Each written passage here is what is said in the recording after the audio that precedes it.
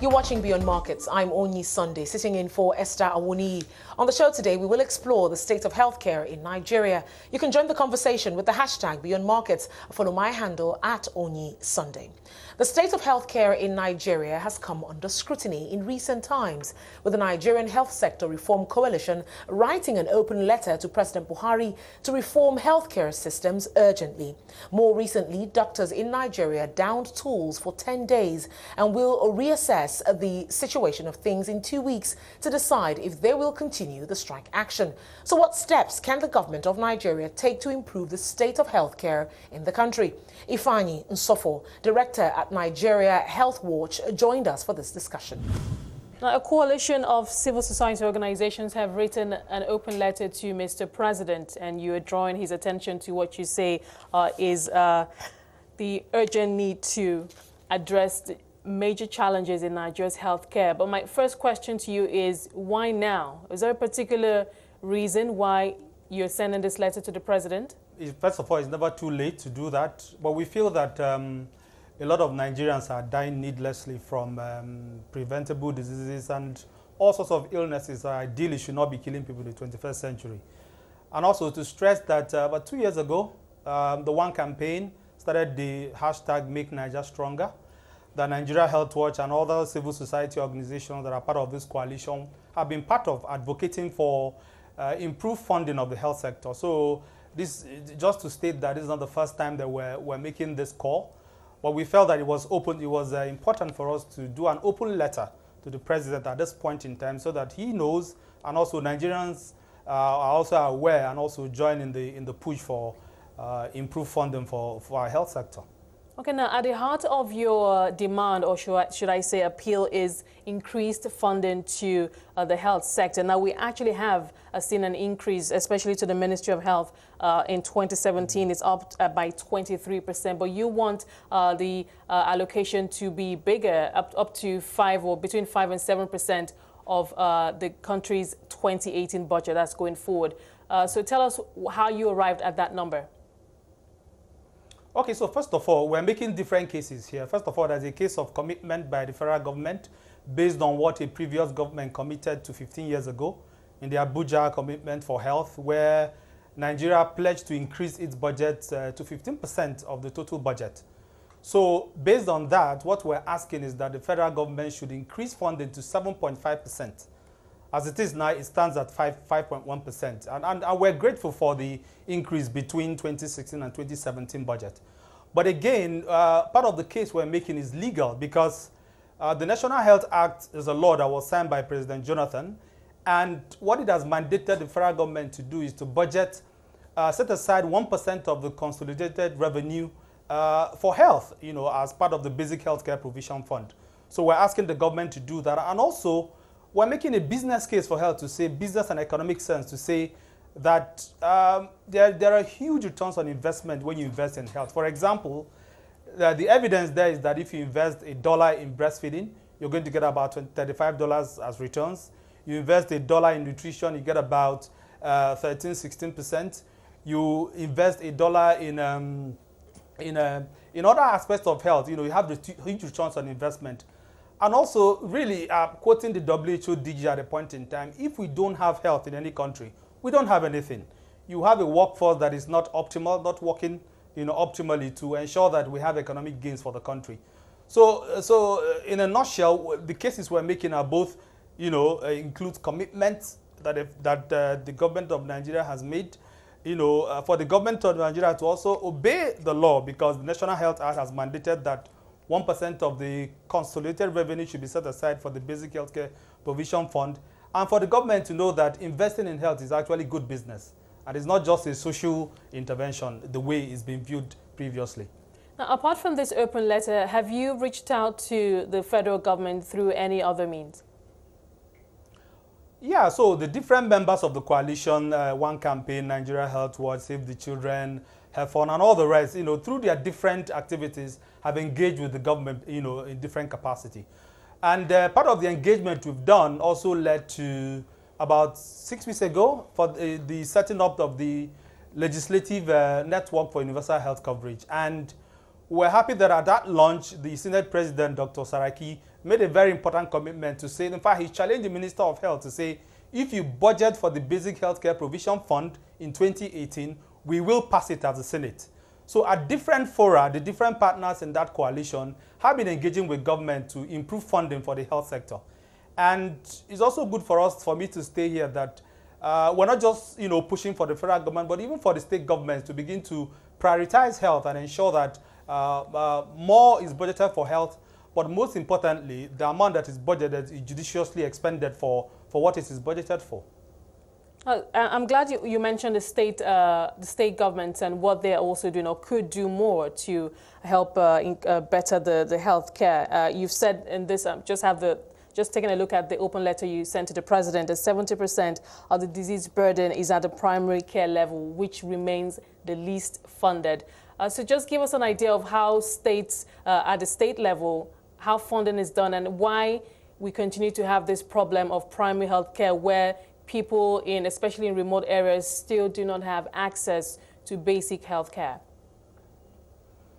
Okay, I think it's important for us to realize that healthcare in Nigeria is really decentralized. So the federal government really is in charge of tertiary care, state government, secondary care, then primary, local government councils are in charge of primary health care. But then a lot of the local government councils are really not functional.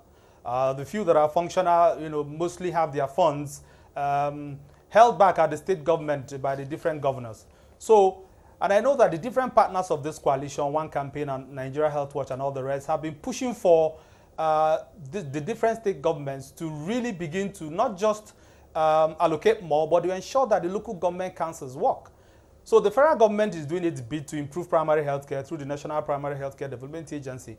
But then there's so much that an agency that is based in Abuja can do to improve healthcare in states. Having said that, 2 years ago, the National Council of Health approved for states to begin to sign their own health insurance laws, into place. And we're happy that at the last count, about 10 states in Nigeria have signed their own health insurance laws. And what that tells us is that states are becoming more responsive to find out, to sign their laws, to have a more equitable and sustainable health financing mechanism in place, to fund primary health care and all the rest.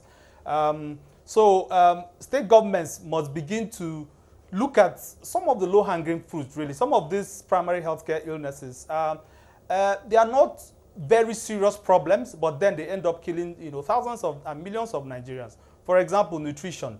So part of the advocacy I know members of the coalition have been doing is to ensure that different state governments even have a budget line for nutrition. As it is now, I think probably 1 or 2 governments have a budget line for nutrition that is so important, not just for adults, but most importantly for children under 5, to grow and thrive. So members of the coalition are really pushing hard at different levels. The ones that you have their names on the open letter are, basically based in Abuja, Lagos, and working in different parts of the country. But other CBOs in different parts of the country are also pushing very hard to ensure that we have more responsive and sustainable funding for primary health care at different levels. Okay, we're going to talk more about funding, but let me just quickly ask you, has there been a response from the federal government? We're happy that the current Minister of Health is quite responsive in engaging, with the civil society sector. So hopefully we can say that, would get an official response eventually. But as it is now, we have not. But we are not going to relent. We'll keep pushing and ensure that we don't just get, an official response verbally or, written, but actually that going forward in 2018, because it is now the federal government is, is going through the, processes of starting the budgeting for 2016, that, our requests are included in that budget. Okay, now there was something interesting that you also included in your letter where you said that there is an imminent exiting, a reprioritization and reallocation of funding support from international partners. Could you just shed more light on that for us? International partners have been supporting the Nigerian government and the people of Nigeria over so many years. But then, how it is, the paradigm in economics, that needs are infinite, but resources are limited. And there's so much that you can stretch the international community. There are competing needs. As it is now, there's a lot of donor fatigue in different areas. People are wondering, we've sunk in so much money and we're not seeing corresponding improvements in the health indicators in Nigeria. So understandably, a lot of the donors are beginning to be fatigued, as it were. But then, and that's why the coalition is pushing for government to begin to budget more, and all those different mechanisms, financing mechanisms that are in place, should be exploited by government to ensure that if at the end of the day some of the donors say, okay, we're tired, we're moving our funds elsewhere, Nigerians will not be left hanging. Okay, so right now there is no donor has come out to say we're pulling out, donor fatigue, we can't do this anymore, the Nigerian government should take more responsibility for the health of its citizens. Has that happened yet? So what has happened is that, even different donors are actually demanding that the federal government, takes more responsibility. I mean, none of them has come to say we're pulling out, because ultimately they are here for the Nigerian people. But we understand the fatigue they are feeling, because some of them have been with us for so many years. And this is why President Buhari and his cabinet must begin to view health as something very important and very fundamental.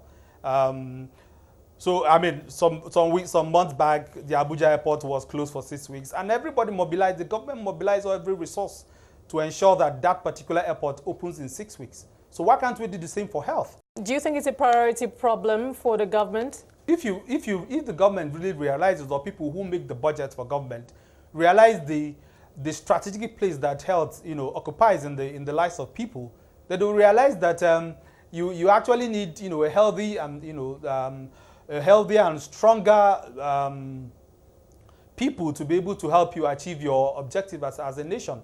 So we think that, the federal government should reprioritize health as something very, very important, because a healthy citizen obviously would do much more, and even, find out innovative ways of improving the nation's economy.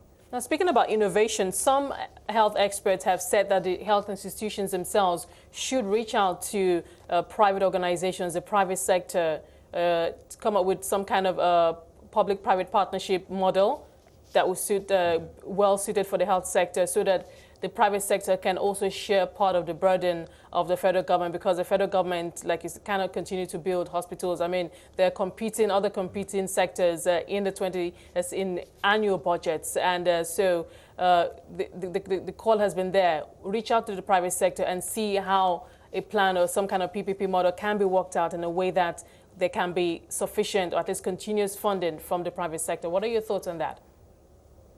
No, I mean, we think that that's a very excellent initiative. However, in doing that, we have to realize that poverty level in Nigeria is very high. So whatever PPP model that, would take place has to ensure that, the weakest and the poorest in our communities are really well taken care of, or else, at the end of the day, the private sector is profit-driven. So if we don't factor in the needs of the weakest and the poorest in our society, then it's almost, as if work done is zero. Having said that, if you look at the total health expenditure in the country, close to about 93–94% is out of pocket, and most of it occurs within the private sector. So already people are paying so much, for healthcare, and probably not getting the quality of care that they need. And that's why for us, as part of this coalition, we're not just pushing for increased funding, we're actually pushing for universal health coverage for every Nigerian, to ensure that expenditure for healthcare do not push people into poverty, as a result, because, they are spending so much on their healthcare. So different PPP models, we are for it, but to ensure that in doing so, the weakest and the poorest in our communities are really catered for as a result. Now, usually when monies are disbursed, right from the Ministry of Health down to the states or to the local government, monitoring is key, accountability is key. Is it possible that there are also, as far as funding is concerned, that there are possible leakages in the system? Oh, no, yeah, it is, because we think that even the 5.1% that the federal government has budgeted, if it is well spent, obviously it would have more impact than we do now. And that is why I know that members of that coalition, One Campaign and others, Nigeria Health Watch, what we've started doing recently is to say, okay, how do we ensure that we follow the money? Not just the fact that the money has been released by the federal government, but also when it's disbursed to the different agencies, and ministries under the Federal Ministry of Health, we follow it to ensure that it is spent and it is spent well. And in situations where we feel that money is being siphoned and is not judiciously expended, we raise alarm and ensure that, that the federal government knows about it and action is taken. And that was Ifeanyi Nsofor, director at Nigeria Health Watch. The discussion on improving Nigeria's health sector continues with Dr. Ifeanyi Nsofor, director at Nigeria Health Watch. Let's talk about another issue that continues to bedevil the health sector, and that is the strike actions from time to time that we see being embarked upon by doctors. Right now, there's currently one on. We have another nationwide strike by medical doctors. Can you just speak to, in your experience, how the government has dealt with this in the past and how we can put, if it's possible, a permanent or have a permanent solution to these phenomenon? We really feel that strikes within the health sector are necessary. They've not helped us. And it's not a sustainable way of dealing with, industrial disputes within the health sector. And, at different times, the professionals will accuse the government of not meeting up with the agreements. Other times, government will say that the health professionals have reneged in what they agreed on. But we think that the government should really find out, because if you look at the issues really at the end of the day, they boil down to money. They boil down to money. So the health workers say that either they have not been paid very well, they are owed several months in arrears, and government says we don't have money for us to provide some of these demands that you're asking for.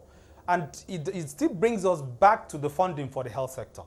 Because we feel that if we have, a more sustainable, funding mechanism in place that will ensure that not just money is available, more money is available, but also people are, provided, training opportunities, equipment are provided for in the hospitals, so that by the time you provide all these things in place, then you can begin to hold doctors, in this case, now talking about resident doctors, responsible for providing healthcare. So for us at Nigeria Health Watch, and I'm sure members of the coalition, we're really not for strike. It doesn't help us. The government and, and the resident doctors in this case must sit down and realize that the strikes have not helped us in the health sector. Improve financing in the sector, improve equipment, improve commodities, improve drug distribution, improve training opportunities for health workers. Then you put in, reward and punitive measures in place to ensure that when health workers who are supposed to do their work fail, then they are now held accountable and responsible, because government has put in all it can to ensure that you have a good working environment for the different professionals within the health sector. So we're not really for the strike. A better way has to be found of dealing with this.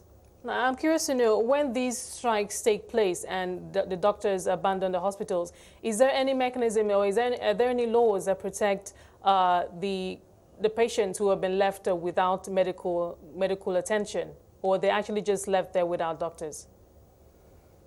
So, unfortunately, there's no law. But having said that, so there are different professionals within the sector.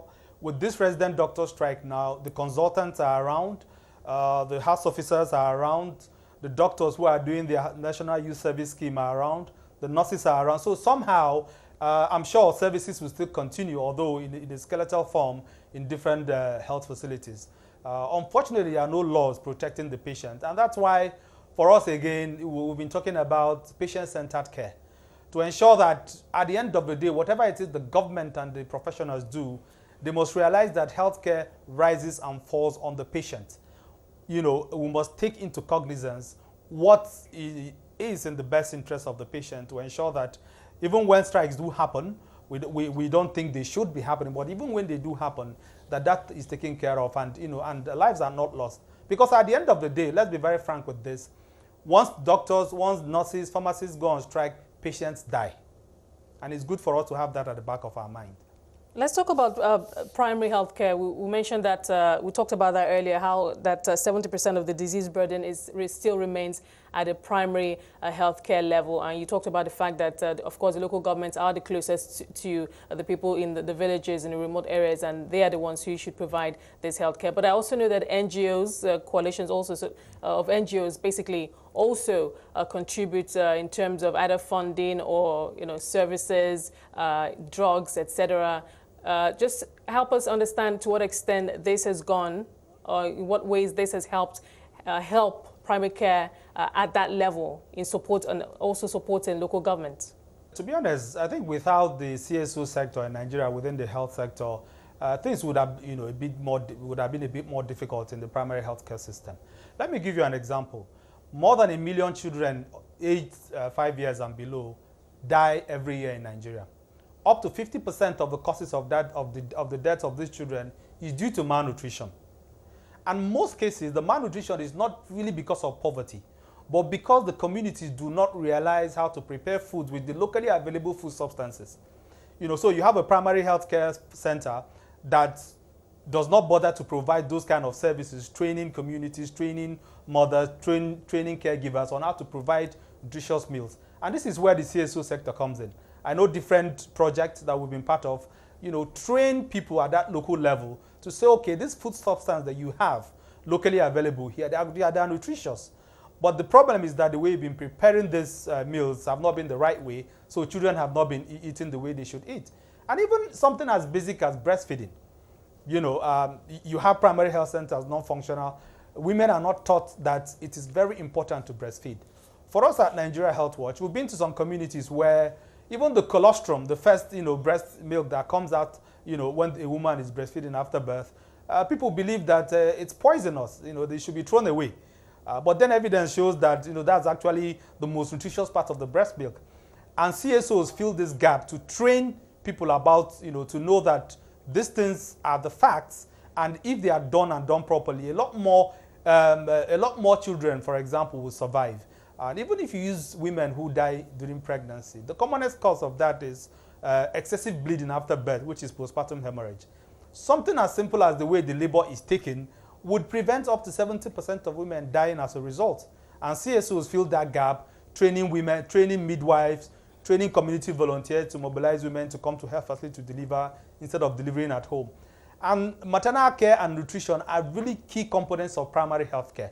And this is, these are some of the examples where CSOs, fill in the gap, for government because of, non-functionality of the primary healthcare system. But are we tracking our numbers? You mentioned maternal health, maternal mortality, infant mortality, those figures that we try to reduce every year to ensure that healthcare is available at the primary, at the village or primary community level. But what are your thoughts in terms of how the numbers have been improving in the last decade compared to other neighboring countries, especially in West Africa?